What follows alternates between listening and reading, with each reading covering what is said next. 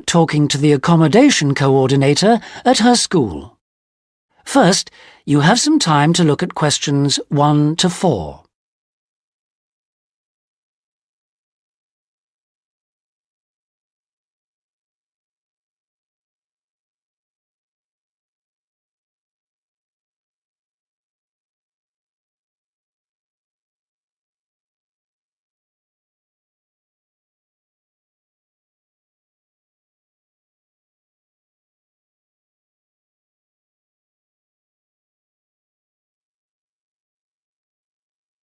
You'll see that there is an example which has been done for you. On this occasion only, the conversation relating to this will be played first. Sarah, I've heard that you want to move into a homestay family. Is that correct? Yes, that's right.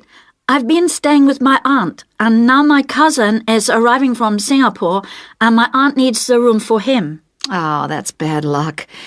Well, I'll need to get some particulars first. Sarah, what's your full name? Sarah Lim, and that's Sarah without the H at the end. Linda asks for Sarah's full name, Sarah Lim, so this has been written in the notes. Now we shall begin. You should answer the questions as you listen, because you will not hear the recording a second time.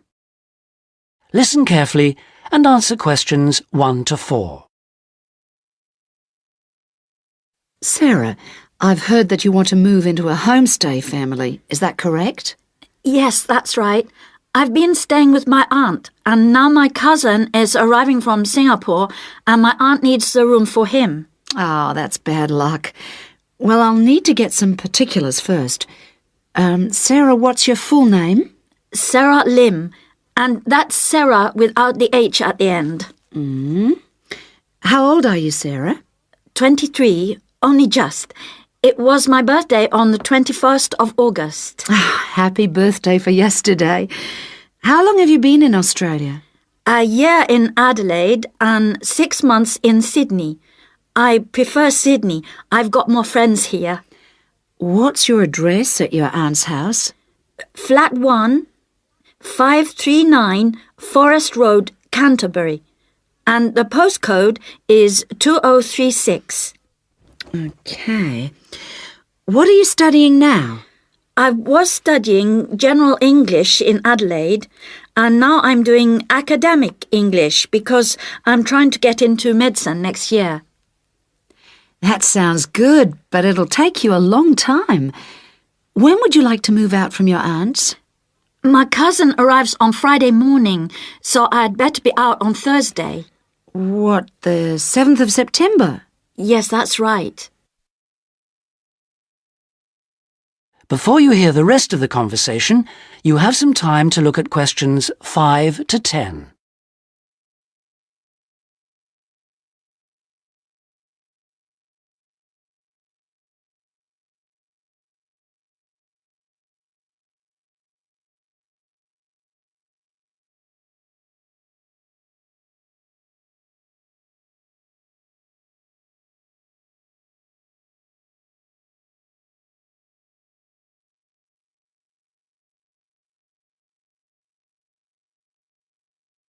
Now listen and answer questions 5 to 10. That doesn't leave us much time. Right, okay. I need to know what kind of accommodation you'd like so I can get you something suitable. Can I share a room with someone else? I've been alone in my room at my aunt's, and I've always shared with my sister, and I like that. Yes, fine. That'll save you money too. Would you like to live with a family, or do you think that a single person would be better for you? I have lots of very nice single people on my books. Do you have any women living alone, retired women? Yes, I have quite a few whose children have grown up and left home. In fact, I have some really lovely retired ladies living by themselves who just love the company of students. Most of them live in flats, but that's not a problem for you, is it? Not at all. I'm used to that. My aunt lives in a flat too, remember? I'm not used to a big house with a garden, swimming pool, pets and all that. OK, fine. I know quite a bit about what you want now. I should let you know that your rent will be $160 per week. You'll have to pay me $320 as a deposit before you move in. The deposit is as insurance in case you break something. You'll need to pay monthly to me by cash or cheque, I don't mind. You don't need to pay for gas, electricity or water, but you will need to pay your proportion of the phone bill. Most families do that on an honour system, but you'll have to wait and see. Have you got any more questions for me? When will you know where I can go? I'll work on it now. So come and see me tomorrow, and I should have some news for you then. Thanks a lot. Goodbye. See you tomorrow. After lunch would be better for me. OK. See you then. Bye. That is the end of section 1. You now have half a minute to check your answers.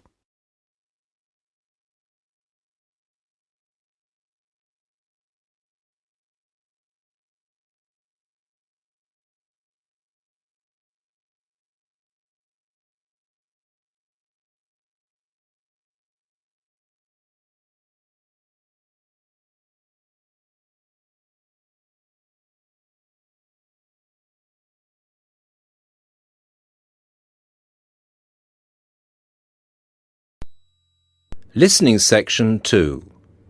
You will hear the principal of a university welcoming his students.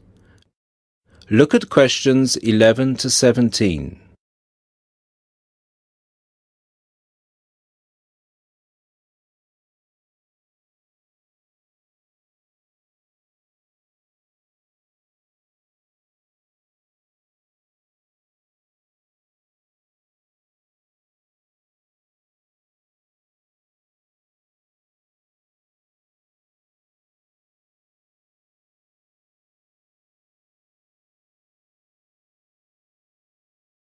Listen to the first part of the lecture and answer questions 11 to 17.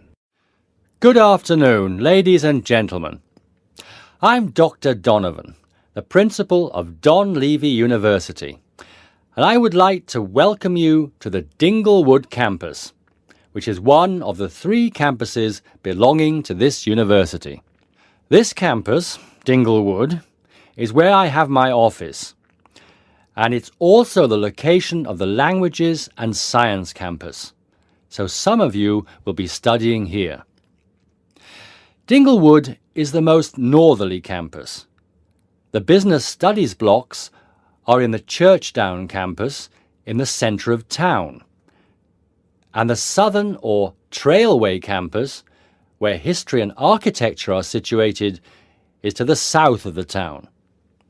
Those of you who are enrolled in any of those courses will be taken to your respective buildings at the end of this meeting. Those of you studying on the Dinglewood campus, you will have a tour later too. This building we are assembled in is the office or administration block, Block 39, and is where the weekly meetings are held. You are welcome to attend these meetings, as are all the university staff. You may want to, as many university issues are discussed at these weekly meetings.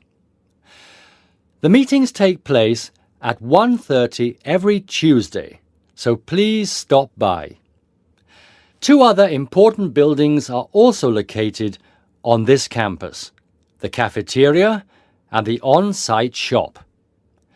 You can purchase all the required books and any stationery you need for your courses at this shop. Please bear in mind that even though you have shown your ID passes to enter the site, you still need to use them again to buy anything in the shop or cafeteria. This is for security reasons. Now look at questions 18 to 20.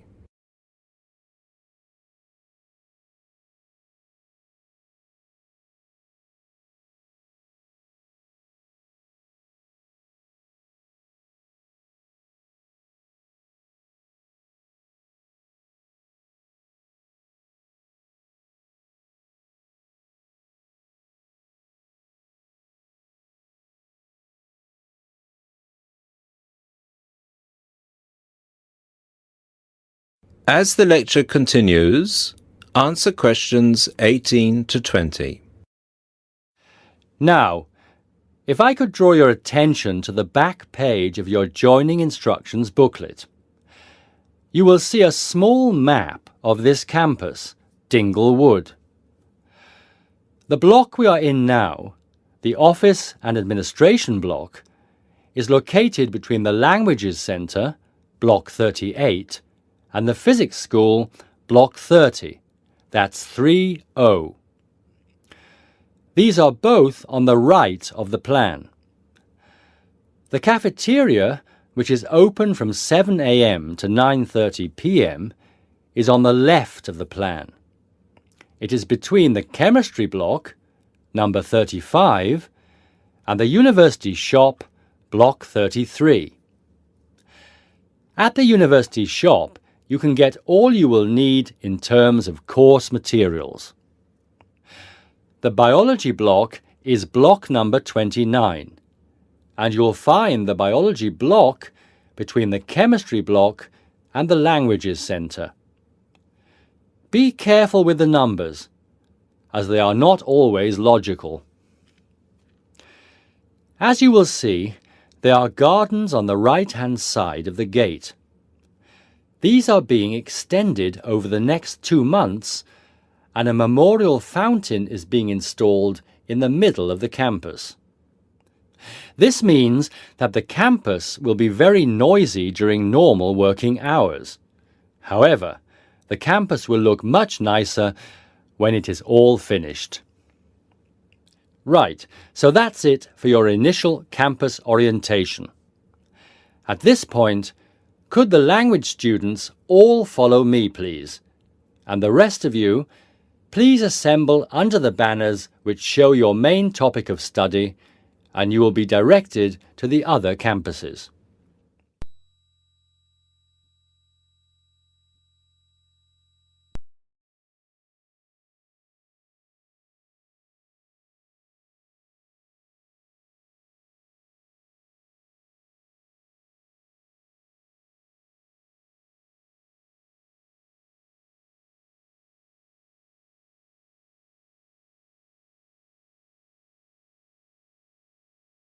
Now turn to Section 3. Section 3. You will hear a conversation between a lecturer and 2 horticulture students who are preparing a display for a science fair. First, you have some time to look at questions 21 to 25.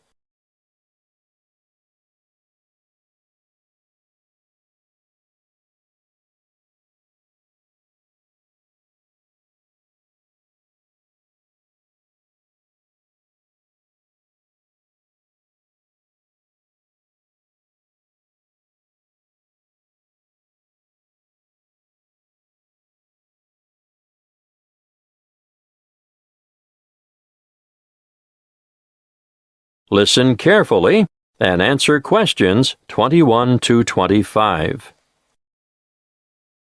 Good morning, Annie. Tony, how are you?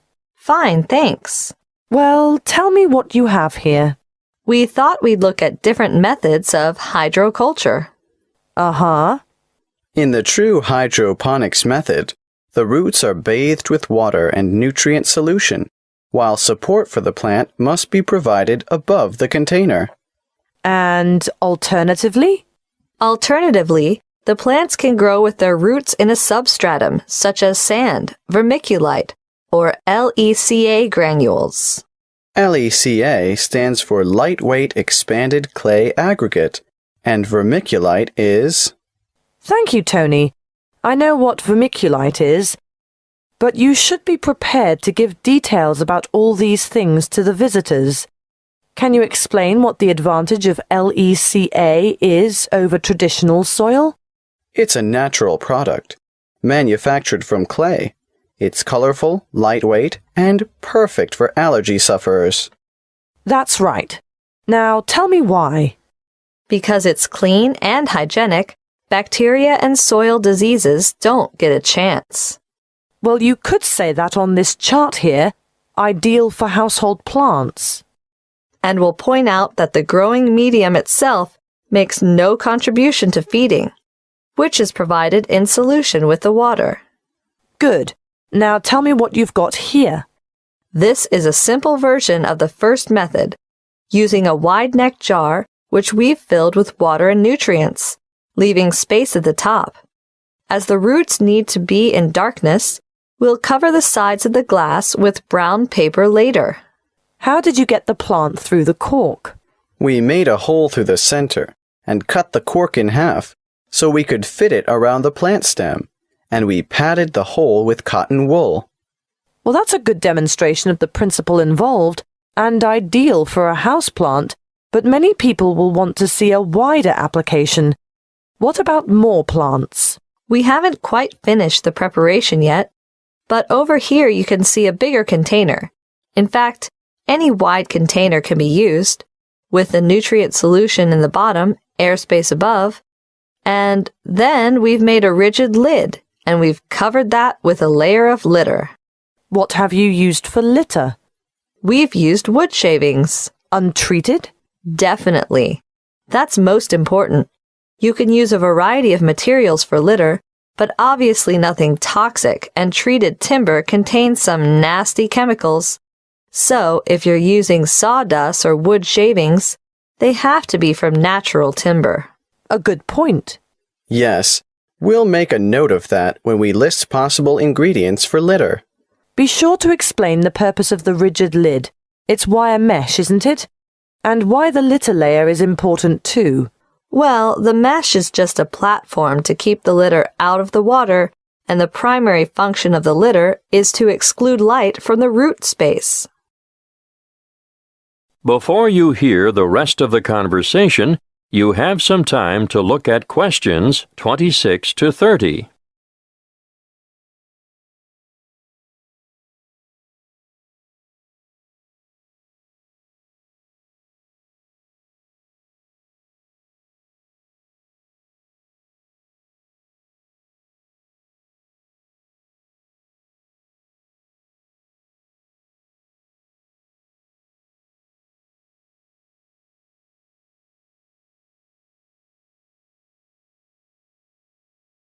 Now listen and answer questions 26 to 30.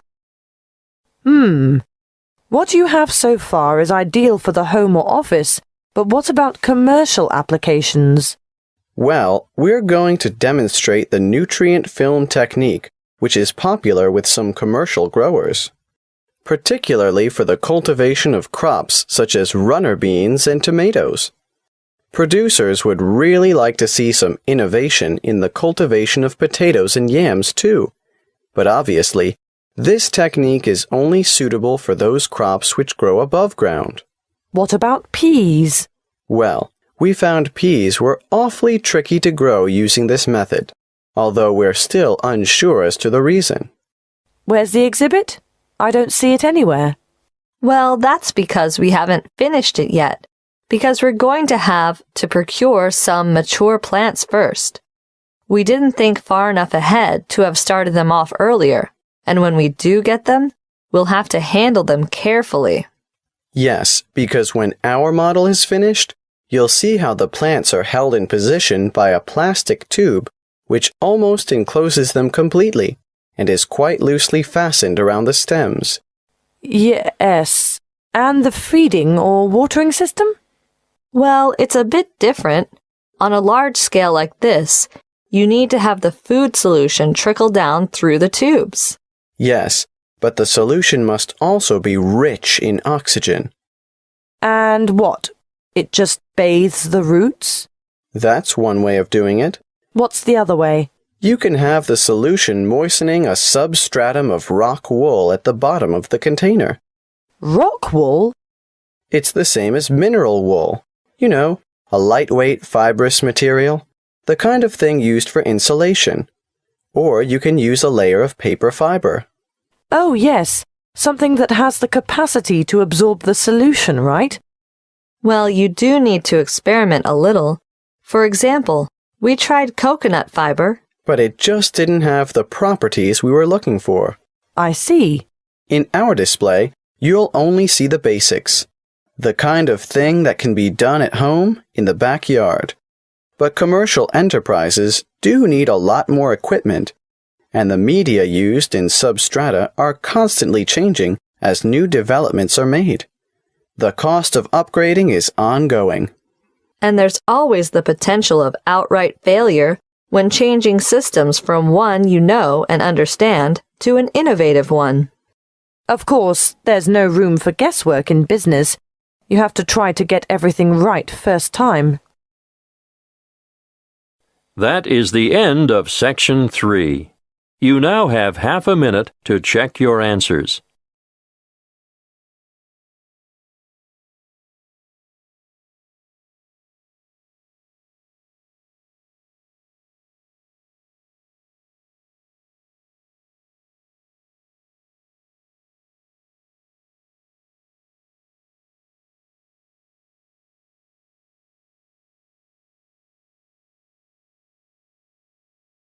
Now turn to Section 4. Section 4.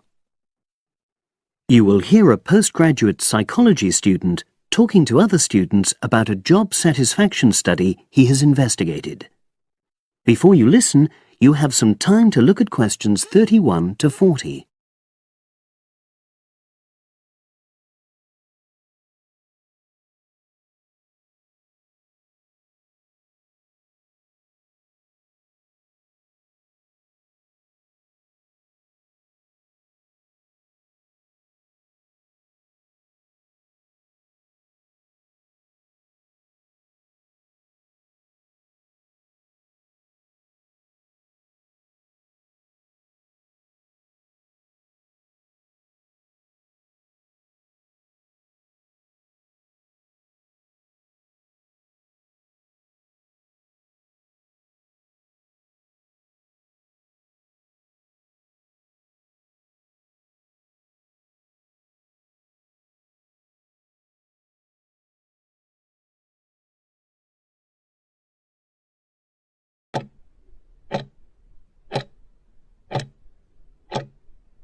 Now listen and answer questions 31 to 40. Good morning, everyone. For my presentation today, I'm going to report on an assignment that I did recently. My brief was to analyze the methods used in a small study about job satisfaction, and then to make recommendations for future studies of a similar kind. The study that I looked at had investigated the relationship between differences in gender and differences in working hours and levels of job satisfaction amongst workers. For this purpose, employees at a call center had been asked to complete a questionnaire about their work. I'll summarize the findings of that study briefly now. First of all, female full-time workers reported slightly higher levels of job satisfaction than male full-time workers. Secondly, female part-time workers reported slightly higher levels of satisfaction than female full-time ones did. On the other hand, male part-time workers experienced slightly less job satisfaction than male full-time workers. But although these results seemed interesting and capable of being explained, perhaps the most important thing to mention here is that in statistical terms, they were inconclusive. Personally, I was surprised that the findings hadn't been more definite, because I would have expected to find that men and women, as well as full and part-time workers, would experience different levels of satisfaction. So I then looked more carefully at the methodology employed by the researchers to see where there may have been problems. This is what I found. First of all, the size of the sample was probably too small. The overall total of workers who took part in the survey was 223, which sounds quite a lot, but they had to be divided up into subgroups. Also, the numbers in the different subgroups were unequal. For example, there were 154 workers in the full-time group, but only 69 in the part-time group. and amongst this part-time group, only 10 were male, compared to 59 who were female. Secondly, although quite a large number of people had been asked to take part in the survey, the response was disappointingly low. A lot of them just ignored the invitation. And workers who did respond may have differed in important respects from those who didn't. Thirdly, as the questionnaires had been posted to the call center for distribution, the researchers had had very limited control over the conditions in which participants completed them. For instance, their responses to questions may have been influenced by the views of their colleagues. All these problems may have biased the results. In the last part of my assignment, I made recommendations for a similar study, attempting to remove the problems that I've just mentioned.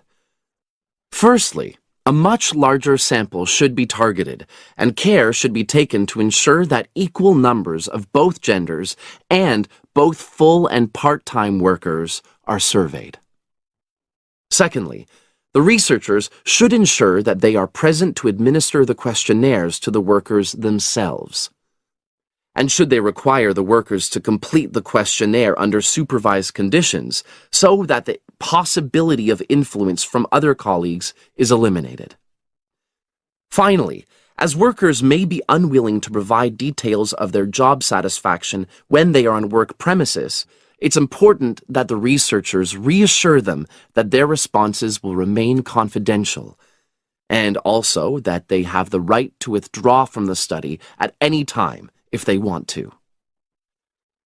By taking measures like these, the reliability of the responses to the questionnaires is likely to be increased, and any comparisons that are made are likely to be more valid. So, that was a summary of my assignment. Does anyone have any questions? That is the end of section 4. You now have half a minute to check your answers.